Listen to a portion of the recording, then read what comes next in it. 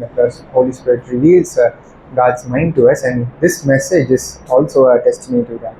யாத்திராகமம் 29வது அதிகாரத்தை எடுத்துக்கலாம். To Exodus chapter 29.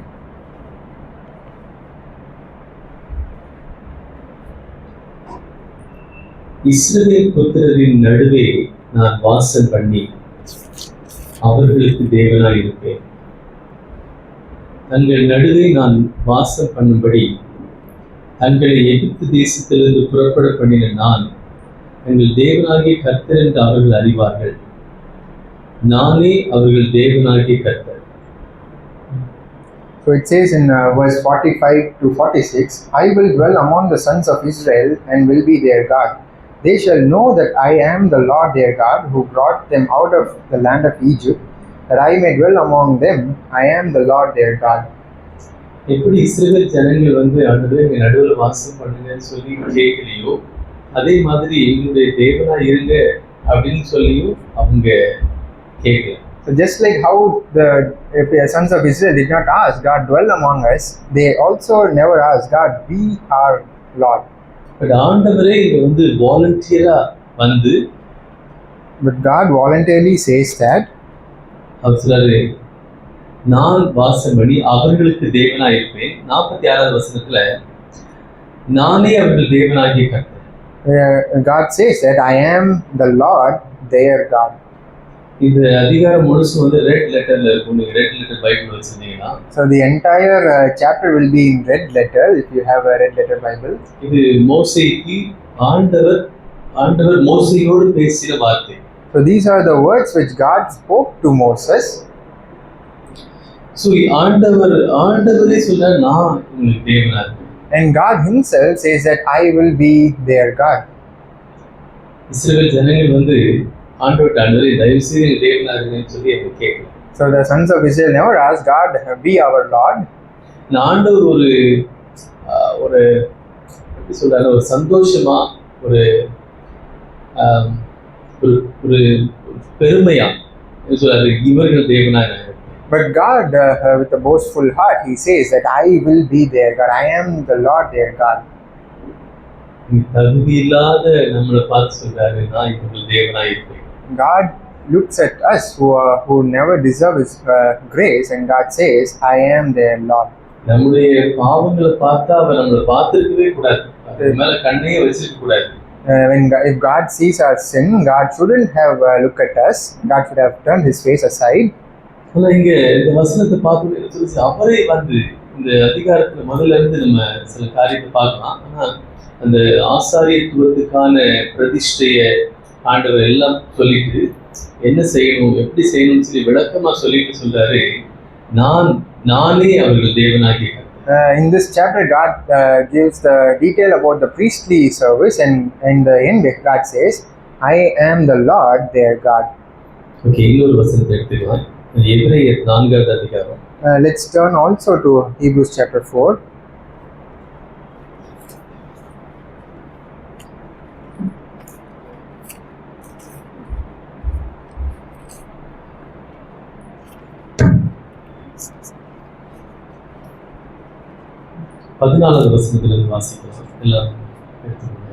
Let's read verse 16.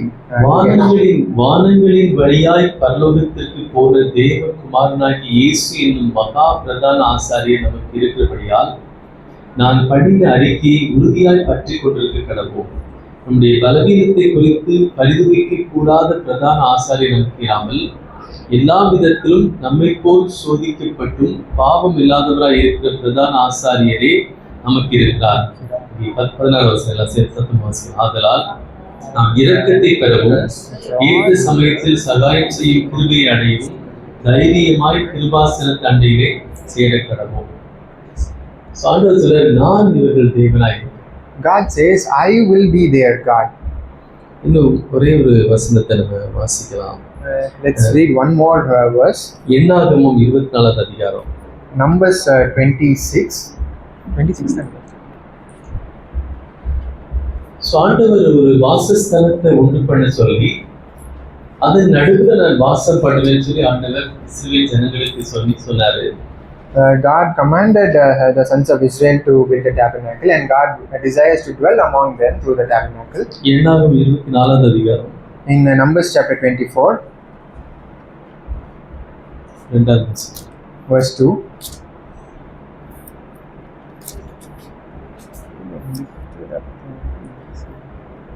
தன் கண்களை ஏறெடுத்து இஸ்ரவேல் தன் கோத்திரத்தின்படியே பாளையம் இறங்கி இருக்கிறதை பார்த்தான். தேவ ஆவி அவன் மேல் வந்தது. அப்பொழுது அவன் தன் வாக்கியத்தை எடுத்துரைத்து, பேயாரின் குமாரனாகி பிளேயாம் சொல்கிறதாவது, கண் திறக்கப்பட்டவன் உரைக்கிறதாவது, தேவன் அருளும் வார்த்தையை கேட்டு சர்வ வல்லவரின் தரிசனத்தை கண்டு தாழ விழும்போது கண் திறக்கப்பட்டவன் விளம்புகிறதாவது, யாக்கோபே உன் கூடாரங்களும் இஸ்ரவேலே உன் வாசஸ்தலங்களும் எவ்வளவு அழகானவைகள். அவைகள் பரவி போகிற ஆறுகளைப் போலவும் நதியோரத்துள்ள தோட்டங்களைப் போலவும் கர்த்தர் நாட்டின சந்தன மரங்களைப் போலவும் தண்ணீர் அருகே உள்ள கேதுரு விருட்சங்களைப் போலவும் இருக்கிறது. ஸோ இங்க From verse 2 to 6 you can read. கீழே பார்த்துட்டு இஸ்ரவேல் ஜனங்கள் அவருடைய வரிசையின்படி பாளையம் இறங்கி இருக்கிறாங்க. ஒரு பள்ளத்தாக்கு மலை உச்சியில இருக்கிறான். கீழே பார்த்துட்டு அவங்க நடுவில் என்ன இருக்கு? ஆசரிப்பு கூடாரம் இருக்கு. So Balaam lifted up his eyes and seeing the sons of Israel beneath, and he sees the tabernacle in the midst of them. ஆசரிப்பு கூடாரத்துல ஆண்டவர் சொல்லியிருக்காரு, உங்கள் நடுவே வாசம் பண்ணுவேன். And in the tabernacle God says, I will dwell among them. அங்க அந்த ஒரு இதை பார்த்துட்டு இங்க சபிக்கணும்னு நினைச்சவன் பிலேயாம் அங்க ஆசீர்வதிக்க தொடங்குகிறான். And Balaam came to curse the sons of Israel, but when he saw the tabernacle, he started blessing the sons of Israel.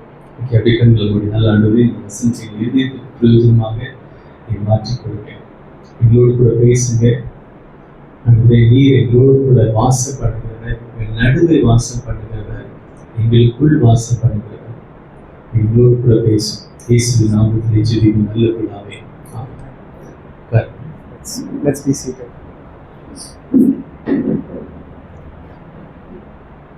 ஆண்டவர் ஒரு பாவியான ஒரு மனிதன் ஆண்டவரிடத்திலே சேரும்படியாக, பரிசுத்த தேவனிடத்திலே சேரும்படியாக God for a sinful man to come to him, ஆண்டவர் வழியை ஏற்படுத்துகிறார். God has made a way. யாத்திராகமம் 29வது அதிகாரத்துல, So in Exodus chapter 24, ஆக்சுவலா அது 25வது அதிகாரத்திலே ஸ்டார்ட் ஆயிடுது. and this way has been started in Exodus 25. அங்க 25வது அதிகாரத்துல பார்த்தோம்னா எப்படி ஆசரிப்பு கூடாரத்தை அவர் கட்டுவது அப்படி சொல்லி ஆண்டவர் மோசேக்கு ப்ளூ பிரிண்ட் கொடுத்திருந்தார். So in Exodus 25 we see God commanding Moses, and God is giving Moses the blueprint to construct the tabernacle. இந்த 29வது அதிகாரத்துல எப்படி ஆசாரியர்கள் பிரதிஷ்டை பண்ணப்பட வேண்டும். So in Exodus 29 God is giving an instruction of how to consecrate the priest. இந்த அதிகாரத்தினுடைய முக்கியமான நோக்கம் என்ன அப்படின்னா, பரிசுத்த தேவனிடத்துல எப்படி வருவதற்கு ஒரு வழியை ஏற்படுத்தி அதன் மூலமாக ஒரு மனிதன் எப்படி அவருக்கு ஊழியம் செய்ய, அவருக்கு ஊழியம் பெரிய வார்த்தை மாதிரி தெரியும், அவருக்கு முன்பாக வந்து நின்று அவரை ஆராதிக்க ஒரு வழியை ஆண்டவர் ஏற்படுத்தி கொடுக்கிறார். And this chapter speaks about how a sinful man is coming to the holy God, and how God has made a way for a sinful man to come to him. எல்லாருமே ஆசாரியர்களாக தான் அழைக்கப்பட்டிருக்கிறோம். And we are all have been called as a priest. ஊழியம் செய்யறதுன்னா என்ன அர்த்தம்னா, அவருக்கு முன்பாக வந்து நின்று அவரை அறிந்து கொண்டு அவரை வெளிப்படுத்துவதுதான் ஊழியம். So a ministry means coming to him and standing before him and receiving and knowing him, and then reflecting him to others is ministry. இன்ட்ரோடக்ஷன்ல கூட அட்லீஸ் சொன்ன ரெண்டு காரியம் நமக்கு ஆண்டவர் என்ன கொடுத்திருக்காரு? அதிகாரத்தை கொடுத்திருக்கார். So as we heard in the introduction, God has given us two things. One is authority, அதுக்கப்புறம் நம்ம கனி கொடுக்கிறவர்களாக இருக்கிறோம். and the other is the capacity to bear fruit. ஏன்னா ஆண்டவர் நம் நடுவுல வாசம் பண்ணுகிறார். Because God is in the midst of us. இப்போ ஆண்டவர் வாசம் பண்ணுகிற ஆண்டவர் இங்க அவரிடத்துல ஒரு சேர்வதற்கான வழியை ஏற்படுத்துகிறவர். And the God who dwells in the midst of us is also has provided us a way to come to Him. ஆரோனும் அவருடைய குமாரர்களும், ஆரோன் தான் பிரதான ஆசாரியர், Aaron, அவருடைய குமாரரும் அவரோடு கூட இணைந்து அந்த ஆசரிப்பு கூடாரத்தில் ஊழியம் செய்வதற்காக ஆண்டவர் அவர்களை நியமித்திருந்தார். So God has appointed Aaron and his family to stand in the tabernacle and minister to the Lord. So ஆண்டவர் வந்து இந்த யாத்திராகமம் 29 அதிகாரத்துல ஆண்டவர் அந்த ஆரோனையும் அவருடைய குமாரரையும் பிரதிஷ்டை பண்ணி அவர்களை பரிசுத்தப்படுத்தி அவர்கள் ஆண்டவரிடத்துல சேர்வதற்கான ஒரு வழியை உண்டாக்கி ஆண்டவருக்கு முன்பாக அவர்கள் ஊழியம் செய்வதற்கு அந்த காரியத்தை அவர் ஏற்படுத்தி வைக்கிறார். So in 29 we see God calling the priest, and God is consecrating the priest, and God is also equipping them and making them holy so that they can stand before God and minister to God. ஆண்டவருடைய உன்னத விருப்பம் என்ன அப்படின்னா நம் நடுவிலே ஆண்டவர் வாசம் பண்ணுவது. The highest desire of God is to dwell in the midst of us. நம் நடுவிலே வாசம் பண்ணி நம்முடைய தேவனாய் இருப்பதுதான் ஆண்டவருடைய உன்னத நோக்கம். God's highest desire is to dwell among us and to be our God. அவருடைய உன்னத விருப்பம் வந்து நம்ம கூட அவர் இருக்கணும், நம்முடைய தேவனாக இருக்க வேண்டும். So God desires to be with us and to be our God. இந்த அதிகாரத்துல பார்த்தோம்னா ஆசாரியருடைய பிரதிஷ்டை சடங்கு என்ன அநேக சடங்குகளை வந்து ஒரு கம்பீரமாக நீங்க இந்த வசனத்தை வாசி பாத்தீங்கன்னா எல்லாவற்றையும் ஒரு கம்பீரமாக செய்யக்கூடியதாக இருக்குது. If you read this chapter, you come across many sacrifice, and everything is a honorable sacrifice which God has made. இங்க 1வது வசனத்திலிருந்து 9வது வசனம் வரைக்கும் ஒரு ஆயத்தம் அங்க இருக்கிறது. ஆசாரியர்களை ஆரோனை அபிஷேகம் பண்ணுவதற்கான ஒரு ஆயத்தம். So from verse 1 to 9, if you see, God is preparing Aaron and God is consecrating him to be appointed as a chief priest. ஒரு எருது எடுக்கணும், அதுக்கப்புறம் ஒரு காளை எடுக்கணும், அதுக்கப்புறம் 2 கடாரி எடுக்க வேண்டும். So you have to bring 2 bulls and 2 rams.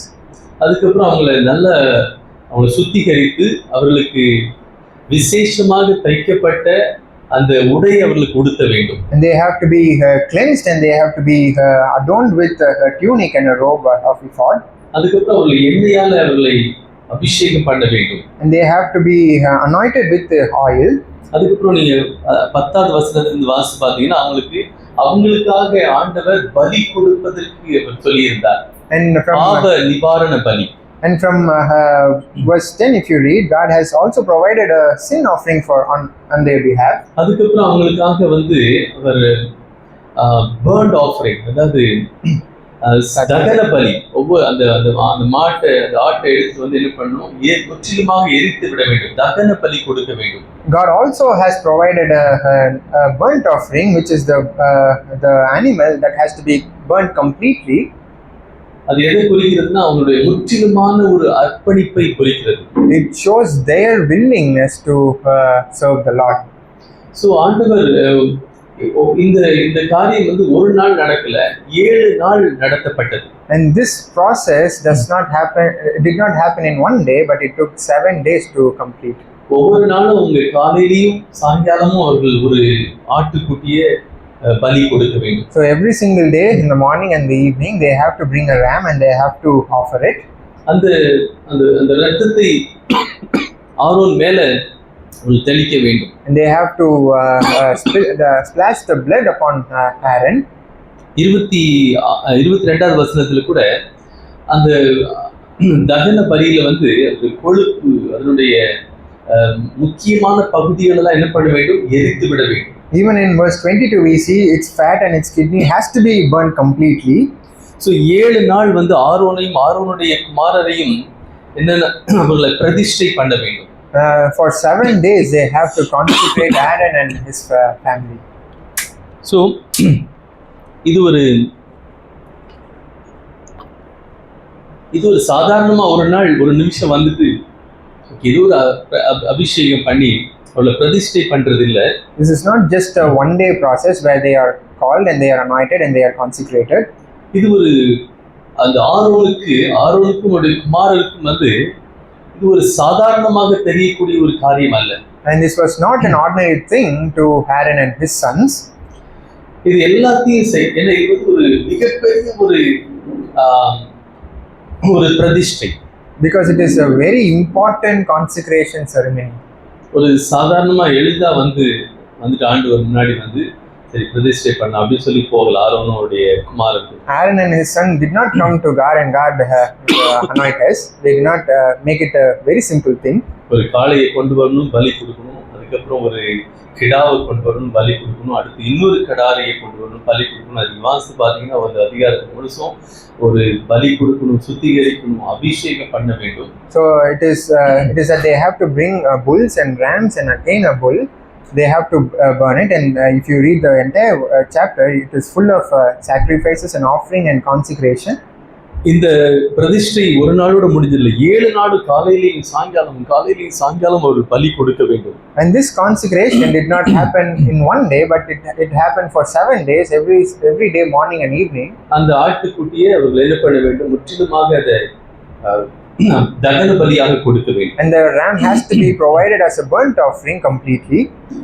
இதெல்லாம் எதுக்காக அப்படின்னா, ஆண்டவர் அவர்களுடைய தேவனாக அவர்கள் நடுவிலே வாசம் பண்ணுவதற்காக ஆண்டவர் செய்த எல்லா முன் ஏற்பாடுகள். And this is the preparation which God made before him coming and dwelling among their people. இப்போ 29 அதிகாரம் 45 வசனத்துல இஸ்ரவேலின் புத்திரர் நடுவே நான் வாசம் பண்ணி அவர்களுக்கு தேவனாய் இருப்பேன். And in verse 45 it says, I will dwell among the sons of Israel and will be their God. ஆண்டவர் அவர்கள் நடுவே வாசம் பண்ணுவேன்னு சொல்லி யாத்ராகம புஸ்தகத்திலே ஆண்டவர் என்ன பண்ணார், 2 காரியம் அவர்கள் நான் கூட இருந்து உங்களை விடுவிப்பேன்னு சொல்லி ஆண்டவர் சொன்னார். So in Exodus itself we see 2 times God says that I will be with you and I will deliver you.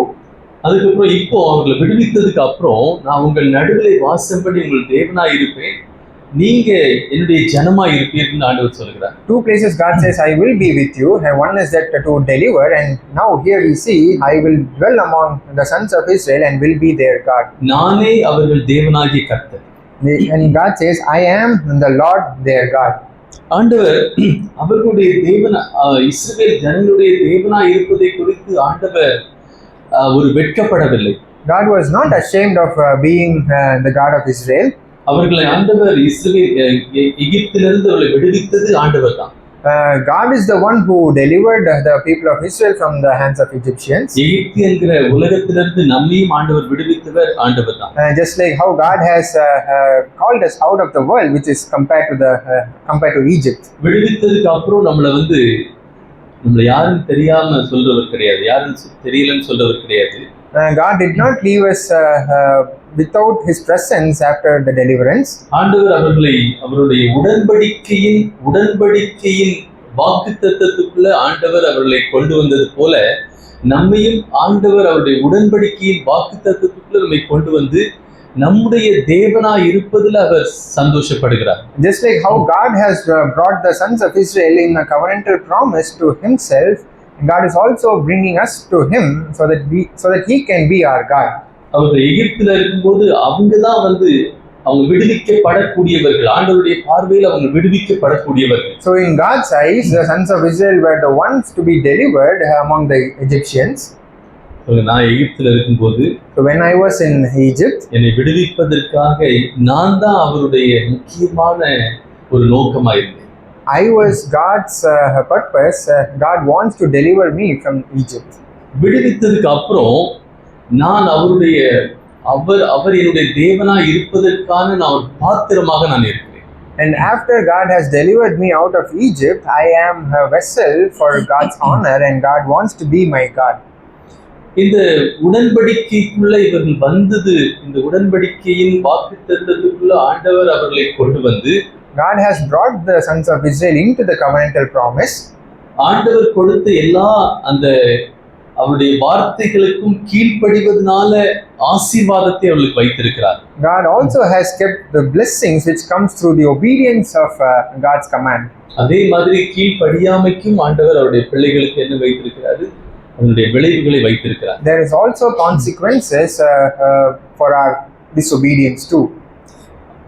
இஸ்ரவேல் ஜனங்களை ஆண்டவர் என்ன விரும்புகிறார் அப்படின்னா ஆண்டவருடைய அதிகாரத்தை அவர்கள் ஏற்றுக்கொள்ள வேண்டும் என்று ஆண்டவர் விரும்புகிறார். God desires that the people of Israel to love His authority and to come under His authority. இஸ்ரவேல் ஜனங்கள் அவரோடு கூட இந்த உடன்படிக்கையின் உறவிலே அவர்கள் இருக்கிறார்கள்.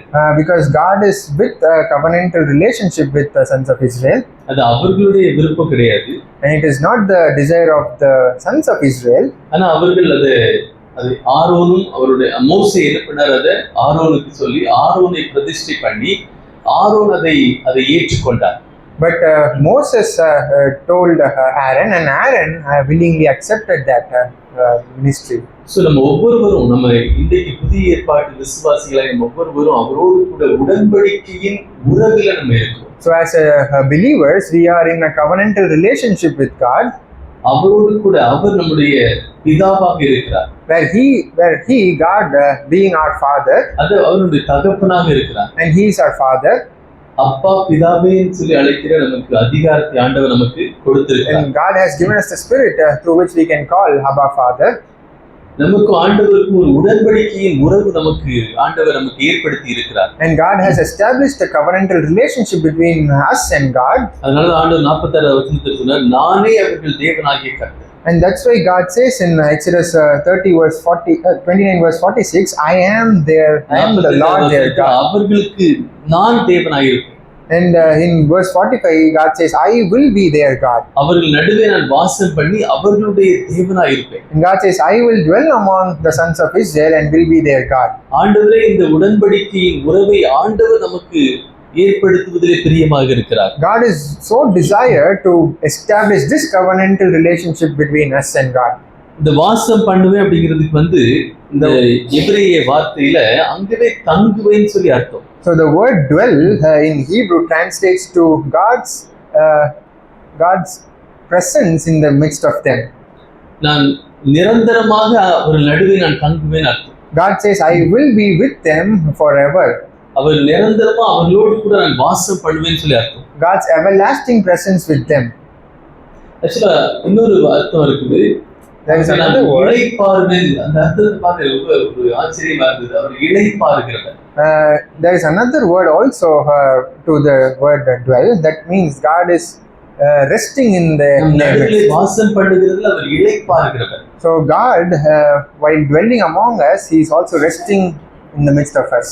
இந்த 29 அதிகாரத்துல இந்த ஆட்டுக்குட்டிய பலி கொடுத்தது, அந்த மாடை பலி கொடுத்தது, அந்த பாவ நிவாரண பலி, அந்த தகன பலி எல்லாமே இயேசு கிறிஸ்துவை குறிக்கிறது. So in chapter 29 we see a lot of offerings, the bull and the ram, there are many other offerings, and every single thing is reflecting Christ in the New Testament. இப்போ நம்ம கூட வாசம் பண்ணதுல நீங்களே யோசிச்சு பாருங்க, நம்ம கூட ஒருத்தர் வாசம் பண்ணதுல ஒரு இளைப்பாறுதலா சமாதானமா இருக்கிறாருன்னா அவர் எந்த அளவு நமக்காக சிலுவையில எந்த அளவு நமக்கு பெரிய காரியத்தை அவர் செய்திருந்தாலும் நம்ம கூட சமாதானமா இருக்க முடியும். Think about this. If someone is dwelling with us in peace, think about the perseverance and the love that He has for us. அதுவும் வானம் அவருடைய சிங்காசனம். God says the heaven is my throne. சங்கீதம் 2:4 வானங்களிலே அவர் சிங்காசனத்துல உட்கார்ந்து இருக்கிறார். In Psalm chapter 2 it says the God who is above the throne. அதே நேரத்தில் அவர் சீயோன்லயே வாசம் பண்ணுகிறார். But He is also in Sheol. Zion, Zion. He is also in Zion. அவர் எருசலேமிலேயும் அவருடைய நடுவிலேயும் வாசம் பண்ணுகிறார். God is also in the midst of the sons of Israel. ஒரு உயர்ந்த அந்த தேவன் தன்னை தாழ்த்தி அவர் நடுவிலேயும் வாசம் பண்ணுவதற்கு அவர் ஆயத்தமாக இருந்தார். The God who is so high was very much willing and very much ready to come and dwell in the midst of the sons of Israel. சங்கீதம் 74:2 நான் சீயோனிலே நான் வாசம் பண்ணுவேன். So in Psalm 74 verse 2 God says I will dwell in Zion. சீயோன் பர்வதங்களிலே வாசம் பண்ணுவேன். யாத்திராக 25:8 நம்ம வாசித்தா அவர் நம் நடுவிலே வாசம் பண்ணுகிறவர். So God says in Psalm 74 verse 2 this Mount Zion where you have dwelt I will be there. ஆண்டவர் தூரமா இருக்கிறது இல்ல. இந்த எருசலேமிலே வாசம் பண்ணுவேன், அவர் நடுவே வாசம் பண்ணுவேன், சீயோனிலே வாசம் பண்ணுவேன். என்ன அர்த்தம்னா, அவர் வானாதி வானங்களுக்கு மேலாக உயர்ந்திருக்கிற தேவன். அவர் தூரமாக இல்லை, அவர் நமக்கு தூரமானவர் அல்ல. The God who created the world, the God who is above everything, is not far from us, because God says, I will dwell among them and I will be in Zion. அது நம்மோடு கூட உள்ள நெருக்கத்தையும், நம்மோடு கூட உள்ள நம்மோடு கூட அவருடைய அவர் தங்கி இருப்பதையும் குறிக்கிறது. By that, God says the intimacy with which that God wants to be with us.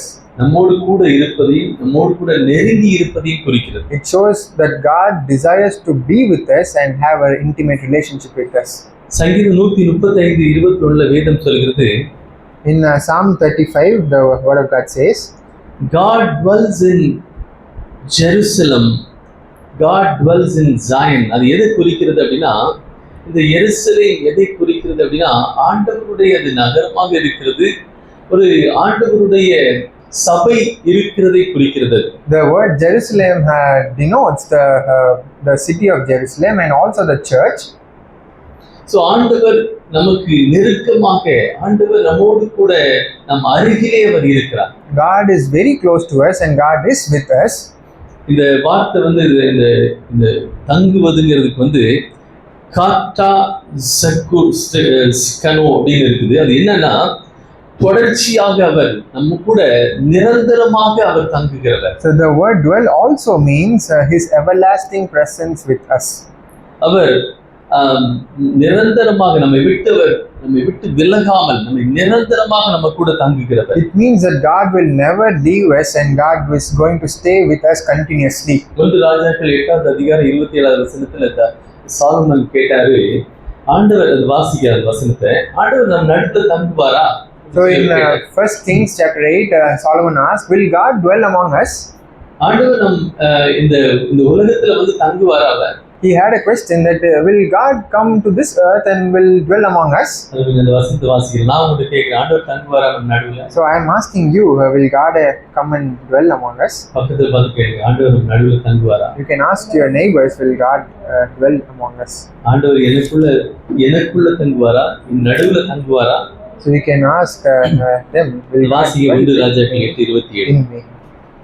So in 1 Kings chapter 8 verse 27,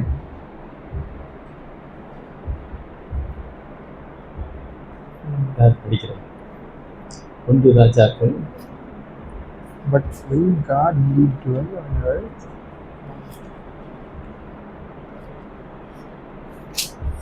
வசனத்தை எடுத்துக்கலாம். 1 ராஜாக்கள் 8:27, தேவன் மெய்யாக பூமியிலே வாசம் பண்ணுவாரோ, இதோ வானங்களும் வானாதி வானங்களும் உம்மை கொள்ளாதே, நான் கட்டின இந்த ஆலயம் எம்மாத்திரம். But will God indeed dwell on the earth? Behold, heaven and the highest heaven cannot contain you. How much less this house which I have built? இது சாலமோனுடைய ஒரு ஜெபத்துல, அவர் அந்த ஆலயத்தை பிரதிஷ்டை பண்ணும்போது ஜெபித்த ஒரு ஜெபத்துல உள்ள ஒரு கேள்வி. So this is a question which Solomon asked when he was consecrating the temple for the Lord. அதிலே அவர் பதிலையும் சொல்றார். And he is also giving the answer to the question. ஆண்டவர் நம் நடுவுல கையால செய்யப்பட்ட இந்த ஆலயத்துல வாசம் பண்ணுவாரா? So he is saying, will God dwell among us in this building? இங்க வாசம் பண்ணுவாரா நம்ம இல்லாம இருக்கும்போது? So do you think God is dwelling in this place when we are not there? பெரிய கத்தீட்ரல்ல வாசம் பண்ணுவாரா? So do you think that God is dwelling in the big cathedrals that we see? ஆனா நீங்க சாலமன் கேக்குறது பாருங்களேன், தேவன் மெய்யாக பூமியிலே வாசம் பண்ணுவாரோ? And Solomon is asking, will God indeed dwell on the earth? வாசம் பண்ணுவாரான்னு கேக்குறதோட வாசம் பண்ண முடியுமா அவரால? So he is asking, can God dwell among the earth, on the earth? அவர் வானாதி வானங்களும் கொள்ளாதே. He says the heavens, the highest heavens cannot contain him. அதனால சாலமன் கேக்குறாரு, இவ்வளவு பியூட்டிஃபுல் அவரை பத்தி கேக்குறாரு, நான் கட்டின ஆலயம் மாத்திரம். That's why he is asking, how much less this house which I have built. Solomon ஒரு பெரிய ஆலயத்தை கட்டிட்டு பிரதிஷ்டை பண்ணும்போது சொல்றாரு, ஆண்டவரே இந்த ஆலயத்துல உம்மால வாசம் பண்ண முடியாது. So Solomon has built a beautiful temple, a big temple, and while consecrating it, he's saying, God, நீங்க can you? வாதாதி வானங்களும் கூட உம்மை என்ன பண்ண முடியாது, உங்களுக்கு வந்து உம்மை கொள்ள முடியாது. And he's having a beautiful thought that the highest heaven cannot contain you. How much less this house which I have built? ஆனா அவ்வளவு பெரிய தேவன், Because God is so big, நம்ம மேல வைத்த அன்பினால, and because of the love that He had for us, நம்ம கூட செய்த அந்த உடன்படிக்கையின் வாக்குத்தத்தத்தின் மூலமாக, and through the covenantal promise which God has established between you and me, அந்த உடன்படிக்கையின் உறவின் மூலமாக, and through the relationship of that covenant, நம்மோடு கூட வாசம் பண்ணுவதற்கு அவர் சித்தம் கொண்டார். God is desiring to dwell among us.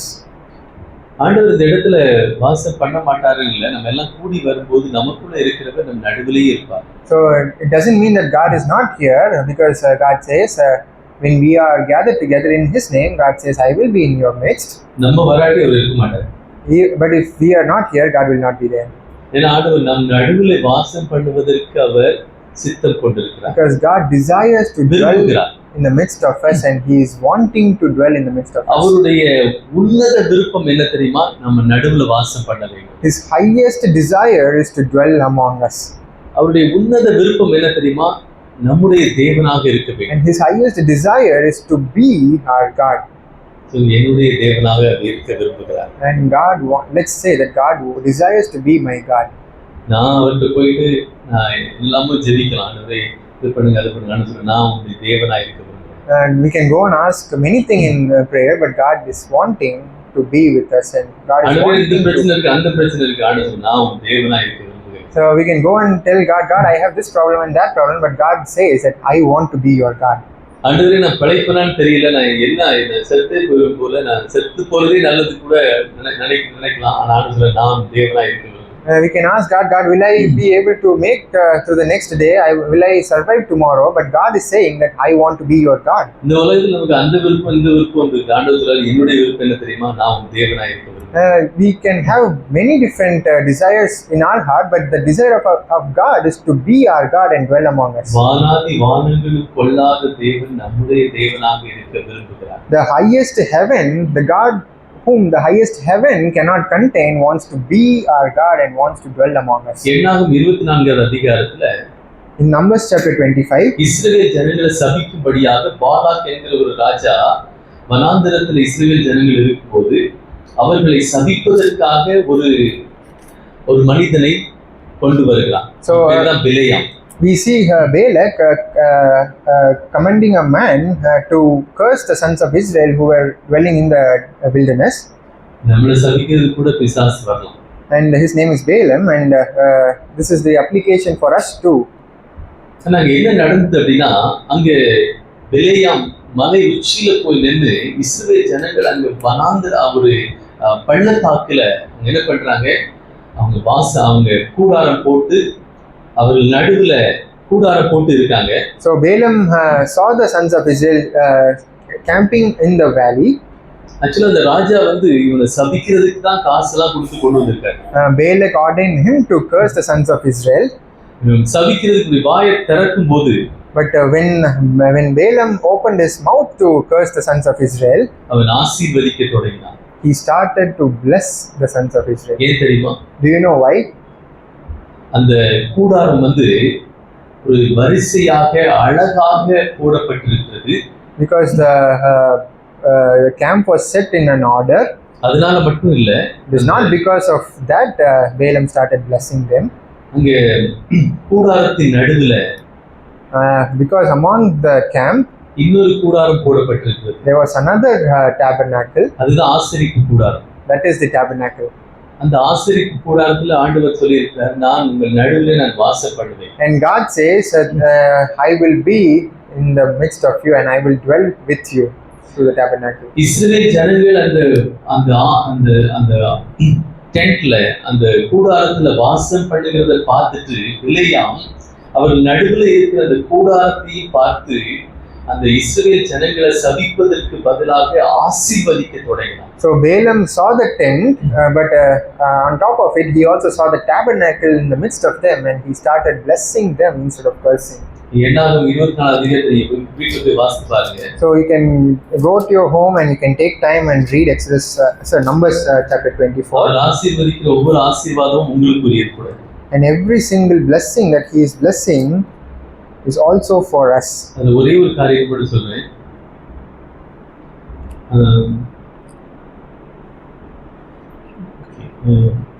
என்னாகும் 24 அவர்கள் 6வது வசனம், அவைகள் பரவி போகிற ஆறுகளைப் போலவும் நதியோரத்தில் உள்ள தோட்டங்களைப் போலவும் கர்த்தர் நாட்டின சந்தன மரங்களைப் போலவும் தண்ணீர் அருகே உள்ள கேதுரு விருட்சங்களைப் போலவும் இருக்கிறது. It says like the valleys that stretch out, like gardens besides the river, like aloes planted by the Lord, like cedar beside the water. என்னாகும் 24:5 பாருங்க. Let's read verse 5. யாக்கோபேங்கிற இடத்துல உங்க பேரை போட்டுக்கோங்க. So instead of Jacob, you can insert your name.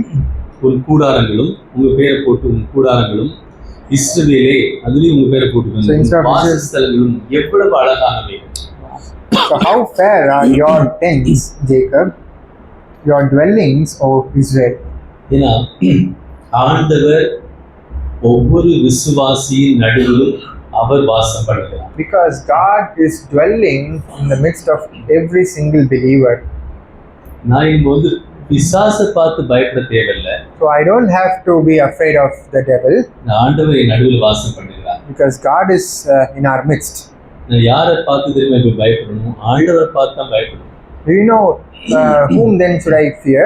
I should fear the Lord. கர்த்தருக்கு பயப்படுதலே ஞானத்தின் ஆரம்பம். Because it says the fear of the Lord is the beginning of wisdom. சங்கீதம் 25:12 கர்த்தருக்கு பயந்தவர்களுக்கு அவர் வழிகளை போதிக்கிறார். In Psalm 25 it says those who fear the Lord is revealing his ways. கர்த்தருக்கு பயந்த ஒரு வழியில் நடக்கிற மனுஷன் பாக்கியவான். So those who fear the Lord and walks according to his ways are blessed, God says.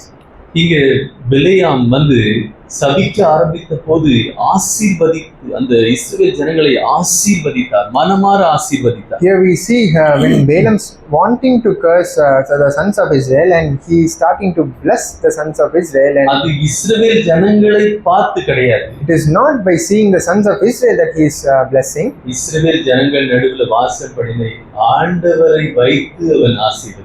But because of the God who dwells in the midst of Israel, Balaam started blessing the sons of Israel. இன்னைக்கு நம்ம ஒருத்தரை கூட யாரையும் யாரும் நம்மளை இந்த உலகம் நம்மளை சபிக்க முடியாது. Today nobody, no world can come and curse us. பிசாசு நம்மளை பார்க்க கூட முடியாது. The devil cannot even look at us. ஏன்னா ஆண்டவர் நம்முடைய தேவனாக இருக்கிறார். Because the Lord is our God. நினைச்சு பாருங்க, பிசாசு அடுத்த முறை நம்மள வரும்போது ஆண்டவர் சொல்ற நான் இவருடைய தேவனாய் இருக்கிறேன். Think of it when the devil comes the next time and God is saying I am their God. ஆண்டவர் நம்முடைய தேவனாக இருக்கிறார். God is our Lord. So எசேக்கியேல் 43வது அதிகாரத்துல in Ezekiel chapter 43 நான் அவர்கள் நடுவே வாசம் பண்ணுவேன். God says I will be among their midst. நீங்க எல்லாத்தையும் எசேக்கியேல் 43:9வது வசனத்துல கூட நீங்க தேவையில்லாத எல்லா காரியத்தையும் உலக காரியத்தை எரிந்து விடுங்கள், நான் உங்கள் நடுவிலே வாசம் பண்ணுவேன். In Ezekiel 43 verse 9 God says let them put away their harlotry and corpses of the kings far from me and I will dwell among them forever. ஆண்டவர் நம் நடுவிலே வாசம் பண்ணுகிறவர். God is the one who is dwelling among us. இன்னொரு யோவேல் 3:17 in Joel chapter 3:17 அந்நியர் உங்கள் நடுவே கடந்து போவதில்லை. So the strangers do not pass by you. நான் உங்கள் நடுவிலே வாசம் பண்ணுகிறேன். Because I am with you. இனி தேவையில்லாத காரியங்கள் நம் வாழ்க்கையில கடந்து போவது இல்லை. Because hereafter no uncertain things will pass us. மீகா 4:10 கூட in Micah chapter 4 verse 10 and 4:10 வேதம் சொல்லுது ஆண்டவர் அவர்களை மீட்டு கொண்டு அவர் நடுவிலே வாசம் பண்ணுகிறார். மீகா 4:10 எடுங்க. So let's read Micah chapter 4 verse 10. இதுக்கப்புறம் ஒரே ஒரு காரியத்தை நம்ம சொல்லி முடிச்சிடலாம். மீகா 4:10 படி, எடுத்து படிங்க. மீகா 4:10. சீயோன் குமாரத்தியே, பிரசவ ஸ்திரீயை போல அம்பாயப்பட்டு வேதனைப்படு. நீ இப்பொழுது நகரத்திலிருந்து புறப்பட்டு வெளிகளில் தங்கி பாபிலோன் வரைக்கும் போவாய், அங்கே விடுவிக்கப்படுவாய் என்று கர்த்தர் உன்னை உன் சத்துருக்களின் கைக்கு நீங்களாக்கி மீட்பார்.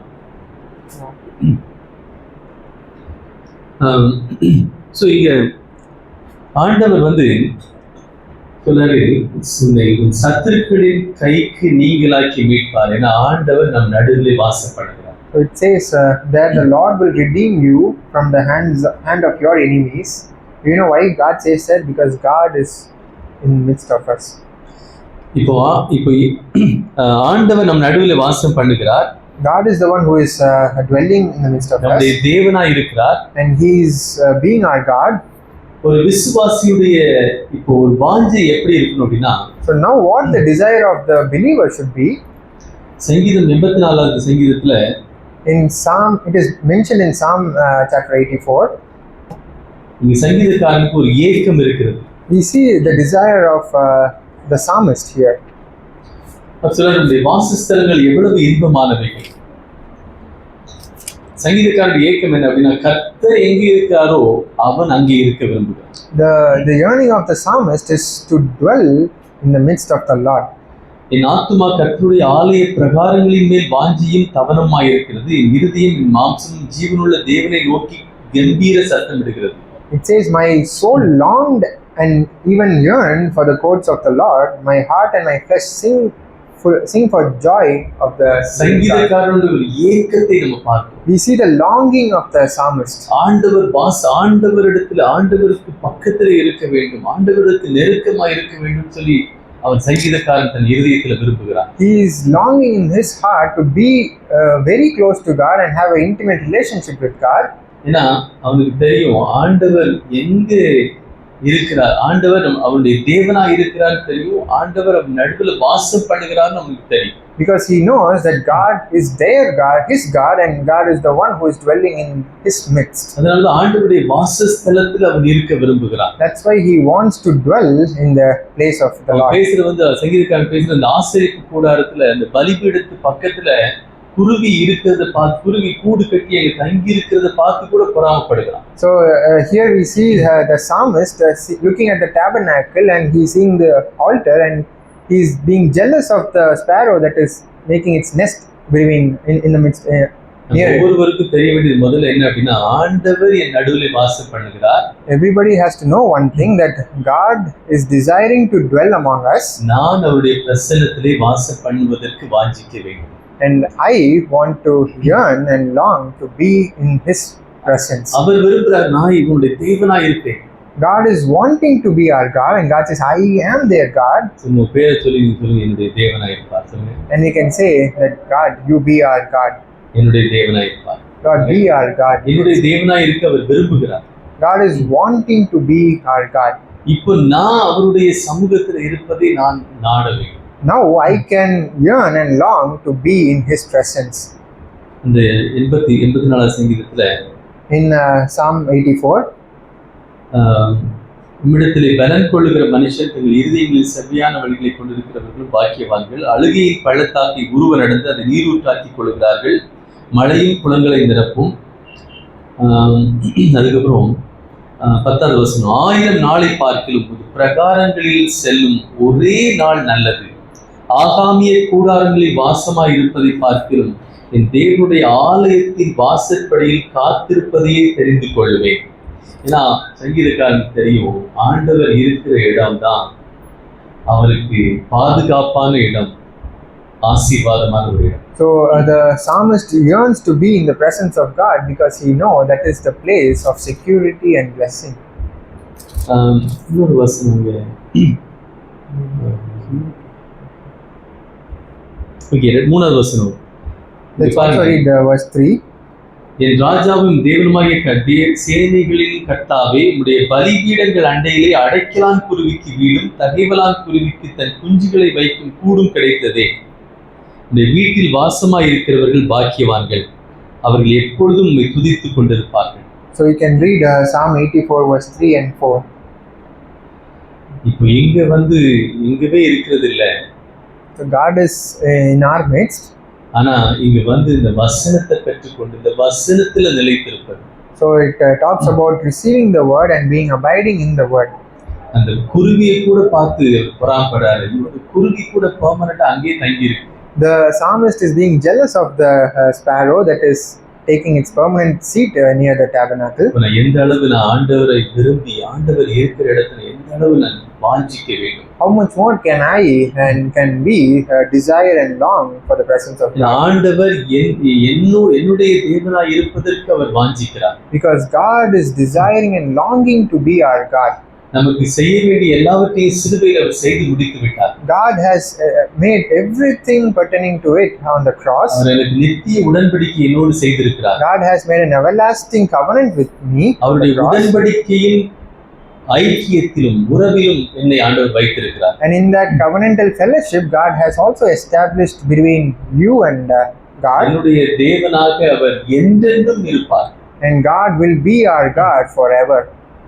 அவர் என்னை விட்டுட்டு போறவர் கிடையாது. God is not the one who leaves us and go away. நான் ஏதோ செய்ததனால அவர் என்னுடைய தேவனாக இருக்கவில்லை. It is not because of something that we did God is longing to be our God. அவர் என்னுடைய தேவனாக இருப்பதற்கு காரணம் அவர் என் மேல விருப்பம் வைத்து என் மேல அன்பு கூர்ந்து என்னுடைய தேவனாக இருப்பதற்கு அவர் விருப்பமாக இருக்கிறார். But because he first loved us and he is longing to be our God. ஆண்டவர் நம்முடைய தேவனாக நடுவிலே வாசம் பண்ணுகிறதற்கு அவரே தீர்மானித்திருக்கிறார். Today God has in his own counsel he has intended to dwell among us. இப்போ நான் செய்ய வேண்டியதெல்லாம் அப்படி எல்லாம் எழுதி நிற்கலாம். நான் செய்ய வேண்டியதெல்லாம். So let's stand in our feet. ஆண்டவருடைய பிரசன்னத்தை விரும்பி So today ஆண்டவர் எனக்கு செய்ததை நான் விசுவாசித்து we can believe in what God has done for us. யாத்திராகமம் உபாகம் 33ல in Deuteronomy இஸ்ரவேல் சுகமாய் தனித்து வாசம் பண்ணுவான். யாக்கோபின் ஊற்றானது தானியமும் திராட்சரசமும் உள்ள தேசத்திலே இருக்கும். அவருடைய வானமும் பனியை பெய்யும். Deuteronomy உபாகம் 33:28. So Deuteronomy 33 verse 28 says, so Israel dwells in security, the fountain of Jacob secluded in a land of grain and new wine, his heavens also drop dew down. இஸ்ரவேல் வாசம் பண்றது சுகமா வாசம் பண்றதுக்கு காரணமே ஆண்டவர் அவனோடு கூட வாசம் பண்ணுவார். The reason for Israel to dwell in security is because the presence and the dwelling of God among them. எனக்கு இன்னைக்கு சமாதானம் இருக்கு அப்படின்னா the reason for us having security in our heart, எனக்கு இன்னைக்கு வாக்குத்தத்தங்கள் எல்லாம் ஆண்டவர் எனக்கு கொடுத்து அதை நிறைவேற்றுகிறதற்கு நான் பாத்திரனாய் என்னை மாற்றி இருக்கிறார்னா என்ன அர்த்தம் அப்படின்னா do you know the reason for our security is நான் என் வாழ்க்கையில ஆண்டவர் என் வாழ்க்கையில ஊற்றை கொடுத்திருக்கிறார் அப்படின்னா என்ன அர்த்தம் அப்படின்னா God has given a fountain in our midst and the reason for that is அவர் என் வாழ்க்கையில தேவனாய் இருக்கிறார். The reason is God is being our Lord in our lives. இஸ்ரவேல் சுகமாய் தனித்து வாசம் பண்ணுவான். Says the Israel dwell in security. மற்றவங்களை பார்த்து பயந்தோ சார்ந்தோ இல்ல, தனித்து வாசம் பண்ணுவான். ஏன்னா அவரோடு கூட ஆண்டவர் இருக்கிறார். Israel is secluded and not dependent on other nations because God is in their midst and God is the one who is providing. தானியமும் திராட்சரசமும் உள்ள தேசத்திலே இருக்கும். அவருடைய ஊற்றானது அவருடைய வானமும் பனியை பெய்யும். இஸ்ரவேலே நீ பாக்கியவான். கர்த்தரால் ரட்சிக்கப்பட்ட ஜனமே, உனக்கு ஒப்பானவன் யார்? உனக்கு சகாயம் செய்யும் கேடகமும் உனக்கு மகிமை பொருந்திய பட்டயமும் அவரே. உன் சத்துருக்கள் உனக்கு இச்சகம் பேசி அடங்குவார்கள். அவர்கள் மேடுகளை மிதிப்பாய் என்று சொன்னார். In verse 29 it says, Blessed are you, O Israel, who is like you, a people saved by the Lord, who is the shield of your help and the sword of your majesty.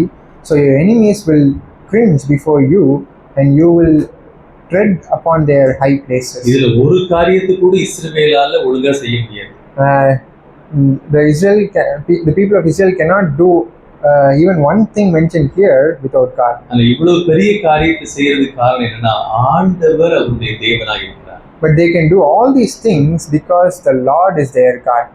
ஆண்டவர் அவர் நடுவுல வாசம் பண்ணி அவருடைய தேவனாய் இருப்பதற்கு ஆண்டவர் அவருடைய அன்பின் நிமித்தமாக அவருடைய உடன்படிக்கையின் நிமித்தமாக ஆண்டவர் அவருடைய அன்பின் உடன்படிக்கையின் நிமித்தமாக அவரே தீர்மானித்திருக்கிறார். So God to dwell in the midst of Israel, God has in his own counsel and his love decided to be in their midst. நீங்க செய்ய வேண்டியது என்ன தெரியுமா? எல்லா விதமான கொழுப்பு எல்லாத்தையும் எடுத்து அந்த தகன பலிபீடத்துல தகனித்து போட்டார்கள். ஆரோனை பிரதிஷ்டை பண்றதுக்கு முன்னாடி அந்த ஆட்டை வெட்டி அந்த மாட்டை எடுத்து உள்ளுக்குள்ள கொழுப்பெல்லாம் எடுத்து என்ன பண்ணாங்க? பலிபீடத்துல வைத்து எரித்து விட்டார்கள். So when they were consecrating Aaron and his sons, they took all the flesh, all the fats, and they put it upon the burnt offering as a burnt offering. அது எதை குறிக்குதுன்னா அந்த கொழுப்பு வந்து சிறப்பானதை குறிக்கிறது. The fat indicates the best that they have. என் வாழ்க்கையில் உள்ள நான் நினைக்கிற சிறப்பான திட்டங்கள் எல்லாம் ஆண்டவருடைய பலிபீடத்துல கொண்டு வைக்கும் போது ஆண்டவர் அவருடைய பரலோக திட்டத்தினால என்னை ஆசீர்வதிப்பார். So when I keep the best plan that I have upon the offering, God will bless us through His eternal plan. இந்த கொழுப்பு இந்த சிறப்பானதை அந்த அந்த காளையெல்லாம் எரித்ததுக்கு அப்புறம் தான் ஆண்டவர் சொன்னாரு நான் இவர்கள் தேவனாய் இருப்பேன். So only after the burnt offering God says I will be their God. இது வந்து முற்றிலுமாக இது ஒரு அன்பின் உடன்படிக்கை. ஆண்டவர் நம்ம கூட ஒரு அன்பின் உடன்படிக்கை செய்திருக்கிறார். It is completely a love covenant which God has made. இது ஒரு நித்திய உடன்படிக்கை ஆண்டவர் நம்மோடு கூட செய்திருக்கிறார். And it is an eternal covenant which God has made with us. இது எந்த ஒரு கண்டிஷனும் இல்லை. ஆனா இப்போ நான் என்ன பண்ணேன்னா நான் உற்சாகமாக என்னையே நான் ஜீவ பலியாக ஒப்புக் கொடுக்கிறேன். There is no conditions applied to it, but because we receive, we are with all our hearts giving ourselves to God. ஒரு விசுவாசிக்கு தேவை எல்லாமே வந்து சங்கீதம் 84ல சங்கீதக்காரன் எப்படி வாஞ்சித்து ஆண்டவருடைய பிரசன்னத்துல இருப்பதை வாஞ்சித்தானோ அப்படி நம்ம வாஞ்சியாக விசுவாசித்ததுனால தான் அவன் வாஞ்சியா இருந்தான். விசுவாசித்து வாஞ்சியாக இருக்கும்போது ஆண்டவர் நம்முடைய வாழ்க்கைய நிச்சயமாகவே ஆவிக்குரிய இஸ்ரவேலை போல நம்மையும் ஆசீர்வதிப்பார். So just like how in Psalm 84 the psalmist longed to be in the presence of God, and when we give ourselves to God in a spiritual sense, God will also bless us just like how God blessed Israel. இஸ்ரவேல் சுகமாய் தனித்து வாசம் பண்ணுவார். It says the fountain of Jacob is secluded.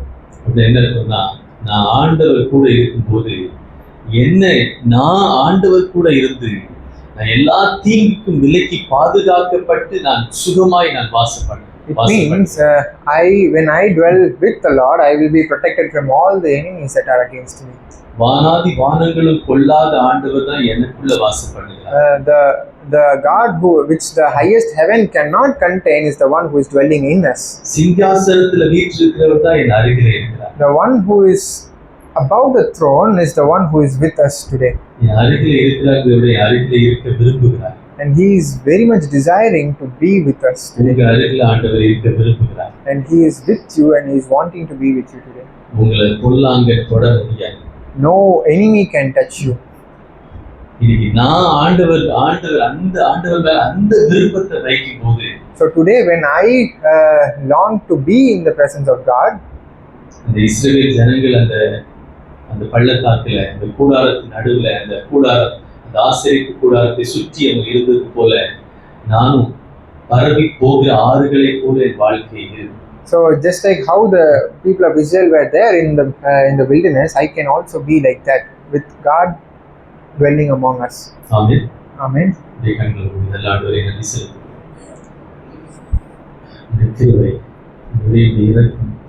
எவ்வளவு பெரியது. நீர்கள் தேவனாய் இருக்க நீரே அதுவரை அன்பின் நிமித்தமாக நீர் தீர்மானித்தீர்கள். தேவனாய் இருப்பதற்கு நீர் இறங்கி வந்தீர்கள். எங்களுக்காக எல்லாவற்றையும் நித்தியமாக நீ செய்து வைத்திருக்க. ஆண்டவரே, இப்பொழுது கூட ஆண்டவரே இயேசுவே, நாங்கள் உண்மையிலே நாங்கள் பலன் கொள்கிறோம். உண்மையிலே பலன் கொள்கிறவன் பாக்கியவான்.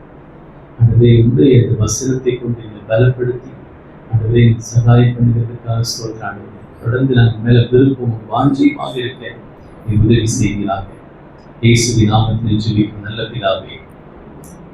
அதாவது அன்பு இயேசு கிறிஸ்துவின் கிருபையும் பரிசுத்தாவின் அனுமதிக்கும் உங்களோட குடும்பத்தோடு இன்றும் என்றும் சதா காலங்களிலும் இருப்பதாக எல்லாரும் சேர்ந்து ஆமென்.